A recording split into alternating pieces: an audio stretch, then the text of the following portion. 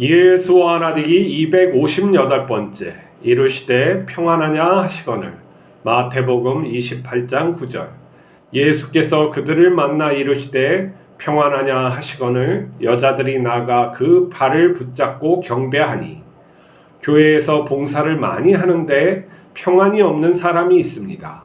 마음에 평안이 없는 것은 걱정과 의심이 있어서 그렇습니다.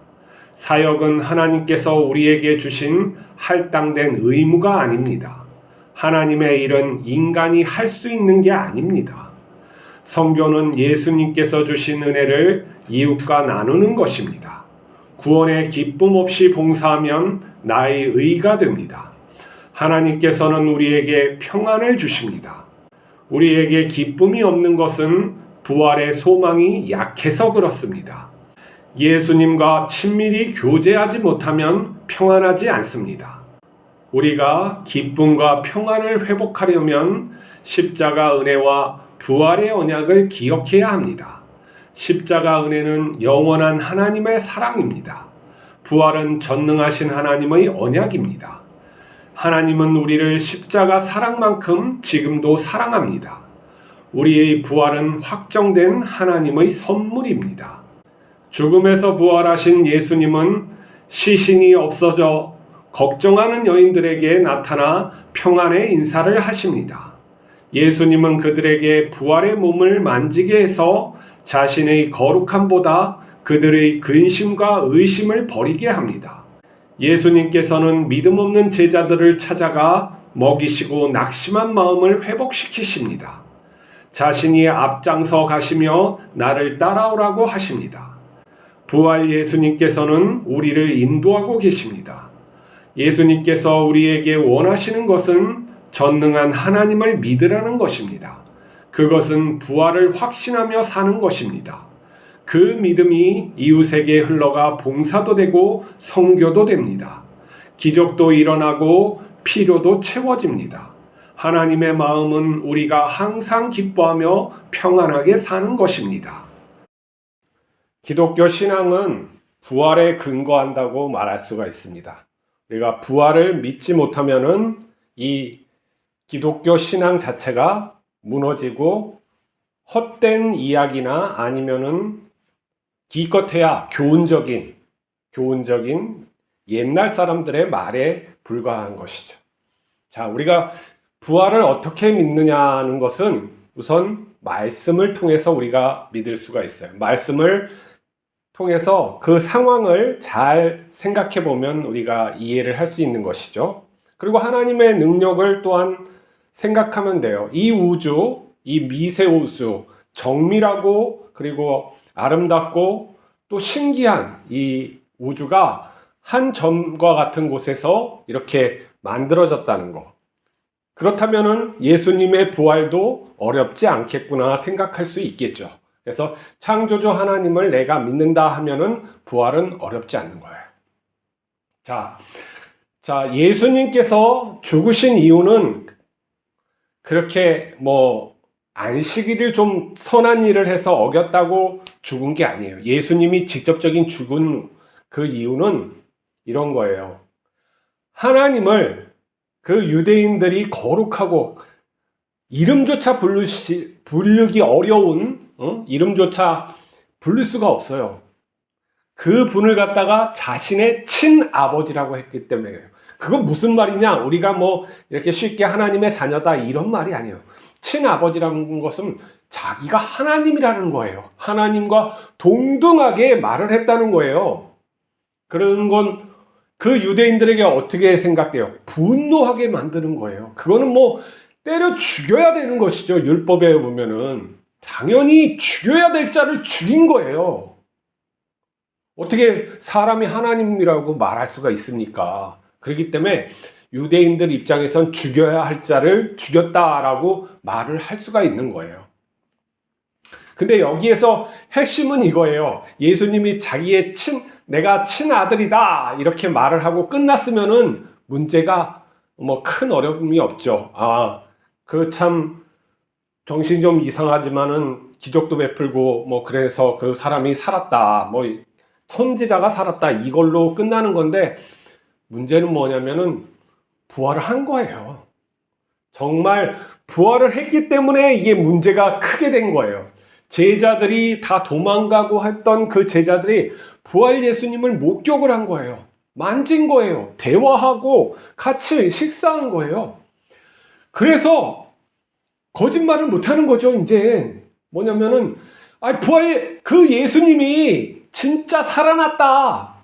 내가 봤다. 이걸 뿐이 전한 게 없어요. 뭐 그들이 어떤 거룩한 교훈을 갖다 많이 베풀고 이런 것이 아니라는 거예요. 뭐냐면 구약 말씀을 자세히 보니까 예수님이 하신 말씀이 다 들어가 있어요. 구약의 말씀에 하나님을 어떻게 섬겨야 되는지 있단 말이에요. 그게 뭐 예수님께서 말씀하신 게 아주 특별하고 그런 게 아니에요. 더 높은 윤리를 말씀하셨지만은 구약에 보면 내 이웃을 내 몸같이 사랑하라. 하나님을 경외하라. 은혜로 하나님의 은혜로 구원된다. 이런 의미들이 다 있어요. 근데 결정적인 것은 예수님이 메시아라는 거예요. 그리고 죽음에서 부활을 했다는 거예요. 자, 제자들이 그걸 목격을 한 다음에 말을 할 수밖에 없는 거예요. 그리고 예수님께서 나를 믿으면 너희도 그렇게 부활할 것이라는 것을 약속을 하셨어요. 그러니까 이 제자들이 어떻게 해요? 본 것을 그냥 증언한 것뿐이에요. 예수님이 부활했다. 우리의 죄를 위해서 죽으셨다. 이게 다예요. 그렇게 어떻게 말할 수 있겠어요? 그런 말을 하면 죽는 거예요. 유대인들이 자기가 그런 말을 한다는 것은 무엇이냐면 내가 그 전에 믿고 있던 하나님을 갖다가 거슬리는 것일 수도 있어요. 하나님이 어떻게 형상을 입고 와요. 그리고 무슨 아들을 낳아요. 말도 안 되잖아. 근데 현실인 걸 어떻게 해? 이게 현실이고 이렇게 나타나서 한 건데 내가 뭐 이제 죽으려면 죽는 거지 이렇게 생각하고 전한 것뿐이에요. 근데 놀라운 역사로 말미암아 어떻게 됐어요? 하나님께서 함께 하심을 기적적으로 막 체험하게 해주시는 거예요. 죽은 자들이 살아나지를 않나, 또 이 병든 자도 치유되고 뭐 이러한 인간이 생각할 수 없는 놀라운 일들이 막 일어난 거예요. 그리고 그들이 어떻게 돼요? 서로 사랑하고 자기 것을 자기 것으로 여기지 않고 공용하면서 이렇게 하니까 이거 유대인들이 이거 어떡하지 하다가 바울과 같은 바리새파 열심 있는 사람은 죽여야 합니다. 저것들을 죽여야 하죠. 근데 죽이러 막 다니고 막 고문하고 이런데 다메섹을 가다가 또 예수님을 만났어요. 이거 어떻게 해요? 이 바울은 또 너무나도 죽여야 되는데 이 예수가 정말 있단 말이야. 아이고 망했다. 어떻게 해요? 그래가지고 바울이 정말 거기에서 큰 충격을 받고 눈이 또 멀지를 않나. 그리고 자기가 또 아라비아 광야에서 깊은 하나님과의 그 만남의 시간을 갖다 몇 년 가진 다음에 자기도 담대하게 예수가 부활하신 그 예수가 메시아다라는 걸 죽을 힘을 당해서 외치고 다닌 거예요. 왜? 진짜니까. 다른 것이 아니고 정말 나타났는데 어떻게 해? 정말 이게 사건인데 어떻게 해? 그래서 어떻게 됩니까? 구약의 그 패러다임이 확 바뀐 거야. 아들도 계시네. 성령도 계시네. 그래서 기독교라는 게 역사적으로 일어난 거예요. 누구 교훈을 해서 그것을 신봉하고 뭐 싸우자 이거는 아니죠. 그 기독교의 기본적인 그게 무엇입니까? 남녀, 노소, 평등이에요. 그 시대에 있을 수가 없는 일을 다시 한 거예요. 저 구약 시대의 아담과 하와가 어떻게 해요? 평등했어요. 심지어 그 선악과를 따먹기 전엔 여자가 더 리더하는 것을 볼 수가 있어요. 왜냐면은 그 뱀이 여자에게 말을 했거든요. 남자는 어디 있었어요? 여자 옆에 있었으니까. 평등이라는 것은 이건 고대 사회에 있을 수가 없는 거예요. 여자가 남자하고 평등, 여자는 짐승처럼 취급하는 시대에 어떻게 그렇게 말을 하나님의 계시이기 때문에 그래요. 신약 성경에 또 남녀노소가 다 평등하다고 예수님께서 말씀하셨어요. 심지어 어떻게 해요? 노예까지 평등하다라고 한 거예요. 그러니까 이 정신의 이런 뭐예요? 완전히 정신적인 것을 갖다 이렇게 바꿔 놓으신 것이죠. 패러다임, 이 생각 자체를 뒤집어 놨어요. 그게 무엇을 기초로 했냐? 부활 때문에 이게 난 거예요. 그래서 기독교는 어떤 이론이 아니란 말이죠. 직접 경험한 것을 그냥 전한 것 뿐이에요. 그것이 전했는데 하나님의 말씀이 함께하고 또 하나님의 뜻이 함께하고 계시적으로 해서 예수님이 어떤 분이다. 하나님 아버지의 정말로 독생자다라는 것이 계속 드러나고 또 고백되어지고 하면서 이 성경, 우리가 신약 성경을 갖다가 완성시킨 것이죠. 그게 예수님의 부활 사건이에요. 그것이 없었다면 청년 예수, 30살 남짓한 그 청년 예수가 무엇을 그렇게 많이 알겠습니까? 생각해 보세요. 그 나이에 알면은 얼마나 알겠어요? 구약에 이미 그 존귀한 말씀들이 다 있는데 무엇이 더 추가해서 그것을 갖다가 전복시키겠어요? 그걸로는 안 되는 거예요. 유대인들은 하나님께서 불도 내리시고 구름 기둥으로 하고 죽은 자를 살리고 그런 것을 다 구약 시대에 있었기 때문에 다 믿고 있었단 말이에요. 그런데 단 한 가지, 사람이 죽었다가 다시 살아나는 걸 그것만은 못 봤단 말이에요. 근데 그것을 받고 기적이 나타나고 그 예수님의 하신 말씀대로 이 삶이 구축되니까 이거 진짜구나. 그래서 그렇게 전한 거예요. 그러면 우리가 지금도 그 믿음을 내가 가지고 있어야 되는데, 자, 예수님의 부활에 대해서 말하는 그 글들이 많아요. 여러분들도 그것을 궁금해하면 인공지능에다가 물어보세요. 요즘에 인공지능이 얼마나 잘 대답해 주는데, 예수님의 부활 증거, 기독교에서 말하는 그 부활 증거가 구체적으로 뭐야 하면은 말해 줄 거예요. 요 오늘 나타난 본문은 뭐예요? 여자들이 예수님을 처음으로 목격했다는 거예요. 그걸 갖다 성경에 써놨어요. 이것도 대단한 거예요. 그 당시에 여자들은 증언에 효력이 없었어요. 여자들 말은 X. 무슨 여자가 무슨 말을 해. 짐승인데 이렇게 생각하는데 성경은 여자를 갖다가 편견 두지 아니하고 그들이 먼저 예수님을 만났다고 써놓고 있단 말이에요. 이걸 갖다가 사실이었기 때문에 집어넣는 거예요. 사실이 아니고 꾸몄다면 굳이 여자를 갖다가 증언자로 갖다 집어넣지는 않는단 말이죠. 그래서 우리의 신앙이 어디에 기초돼요? 하나님의 예수 그리스도의 그 십자가 사랑 그리고 부활에 기초되어 있는 거예요. 그것이 없으면은 기독교 그 믿음이 아니에요. 그리고 내가 그것을 의심하고 또 그러한 것들에 대해서 깊이 있게 지식적으로 또 믿음적으로 갖추지 못하면 내 믿음은 흔들리게 돼 있어요. 아, 부활도 못 믿는데 무슨 뭘 더 믿겠어요.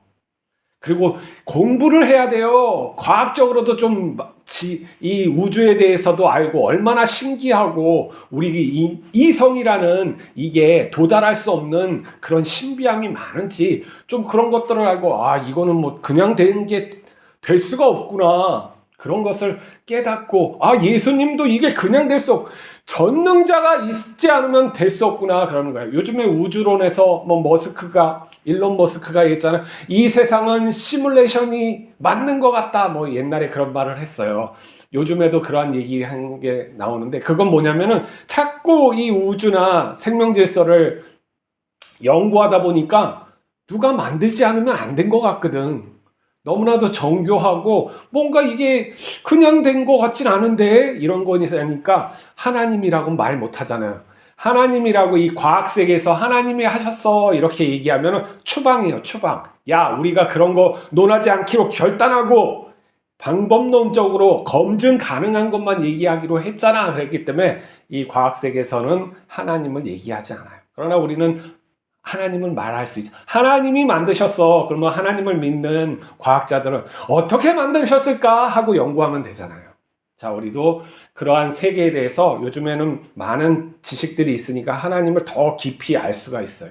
그리고 하나님의 이 말씀은 역사적인 것이고 또 실제적인 거예요. 우리의 삶에 드러나는 거예요. 그리고 우리가 봉사하는 것도 이러한 마음, 하나님의 사랑에 이끌려서 해야 되는 것이고 부활의 믿음의 기초에서 해야 돼요. 어떤 사람은 너희는 말이야 그렇게 잘 먹으면서 부활까지 영원히 하려고 하는 그 욕심을 가지고 사느냐? 뭐 이렇게 뭐 안 믿는 사람은 말할 수 있어요.